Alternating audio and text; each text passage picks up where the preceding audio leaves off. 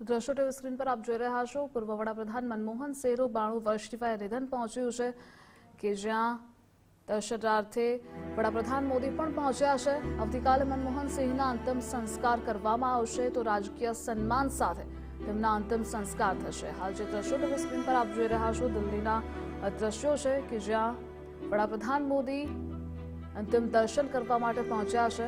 પાર્થિવ દેહ કોંગ્રેસ કાર્યાલયે અંતિમ દર્શનાર્થે રાખવામાં આવ્યો। જોકે રાજઘાટ પાસે આવતીકાલે અંતિમ સંસ્કાર થશે અને પહેલાના એટલે કે આજના આ દ્રશ્યો ટીવી સ્ક્રીન પર આપ જોઈ રહ્યા છો। વડાપ્રધાન મોદી મનમોહન સિંહના નિવાસ સ્થાને પહોંચ્યા। વડાપ્રધાન નરેન્દ્ર મોદીએ મનમોહન સિંહને શ્રદ્ધાંજલિ આપી। કેન્દ્ર સરકાર દ્વારા 7 દિવસનો રાષ્ટ્રીય શોક પણ જાહેર કરવામાં આવ્યો છે। ન માત્ર વડાપ્રધાન પરંતુ અમિત શાહ પણ અંતિમ દર્શન માટે ત્યાં પહોંચ્યા છે। તો આજના નિર્ધારિત તમામ કાર્યક્રમો પણ રદ કરવામાં આવ્યા છે। રાષ્ટ્રપતિ ભવનનો રાષ્ટ્રધ્વજ પણ અડધી કાઠીએ ફરકાવવામાં આવશે। તબિયત લથડતા તેમને દિલ્હીની એમ્સમાં દાખલ કરવામાં આવ્યા હતા। જોકે વડાપ્રધાન નરેન્દ્ર મોદી દ્વારા ગઈકાલે જ ટ્વીટ કરી શ્રદ્ધાંજલિ પાઠવવામાં આવી હતી। તો કેન્દ્રીય ગૃહમંત્રી અમિત શાહે પણ ટ્વીટ કરી શ્રદ્ધાંજલિ પાઠવી હતી। જેપી નડ્ડા કે જેઓ પણ અંતિમ દર્શનાર્થે પહોંચ્યા છે તો મુખ્યમંત્રી ભૂપેન્દ્ર પટેલે પણ ટ્વીટ કરી શ્રદ્ધાંજલિ પાઠવી હતી। તો વડાપ્રધાન મોદી અમિત શાહ જેપી નડ્ડા અંતિમ દર્શનાર્થે પહોંચ્યા છે અને આજ સાથે આપણી સાથે સંવાદદાતા દેવનાથ જોડાયેલા છે। દેવનાથ, હાલ વડાપ્રધાન મોદી કે જે અંતિમ દર્શન માટે પહોંચ્યા છે, અપડેટ શું છે? ध्रुविसा, देखिए इस वक्त मैं मनमोहन सिंह के आवास यानी 3 मोतीलाल नेहरू के ठीक बाहर खड़ा हूं और अब से थोड़ी देर पहले यानी 2 मिनट पहले प्रधानमंत्री नरेंद्र मोदी पहुंचे हैं अंतिम दर्शन के लिए और उससे पहले गृह मंत्री अमित शाह भी यहां पर पहुंचे हैं। जेपी नड्डा भी दर्शन करने के लिए पहुंचे हैं और उसमें देखने को मिला कि जिस तरह से मनमोहन सिंह का जो कल निधन हुआ है एम्स अस्पताल में, उसके बाद चाहे बीजेपी के नेता हों या फिर कांग्रेस के नेता हो या भी किसी दल के नेता हो, मनमोहन सिंह की जो प्रधानमंत्री जब वो थे देश के, उनके कार्यकाल में देश में जितने भी विकास के कार्य हुए थे आज उन सभी को याद किया जा रहा है। और आपको याद होगा मनमोहन सिंह ने कहा था कि मेरे विकास कार्यों को तब याद किया जाएगा जब शायद मैं ना रहूं। तो आज कहीं ना कहीं वो तस्वीरें देखने को मिल रही हैं। हालांकि दिल्ली में हल्की बारिश भी हो रही है, सुबह से ही इस तरह से निरंतर बारिश हो रही है, लेकिन अभी मौजूदा दौर में देखें तो प्रधानमंत्री नरेंद्र मोदी इस वक्त डॉक्टर मनमोहन सिंह के आवास पर ही हैं और अंतिम दर्शन करने के लिए पहुंचे हैं।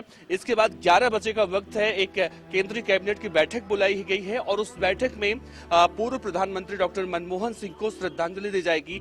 साथ ही 7 दिन का जो है शोक नेशनल घोषित कर दिया गया है।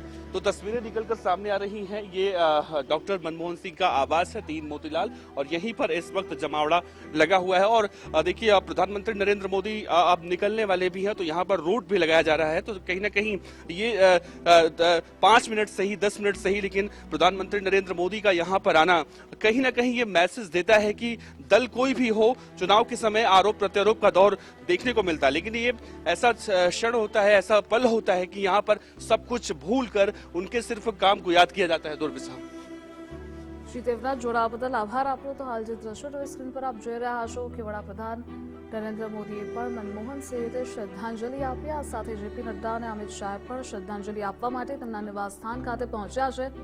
7 દિવસનો રાષ્ટ્રીય શોક પણ જાહેર કરવામાં આવ્યો છે। તો આ સાથે આજના નિર્ધારિત તમામ કાર્યક્રમો પણ રદ કરી દેવામાં આવ્યા છે।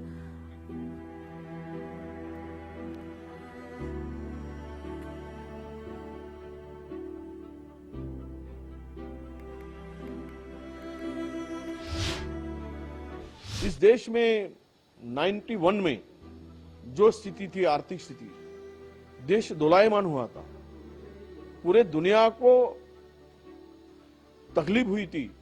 उस स्थिति से अमेरिका जैसे स्थिति में, अमेरिका की स्थिति भी इकोनॉमी बहुत गिरी हुई थी और भारत को उन्हें डगमगाने नहीं दिया।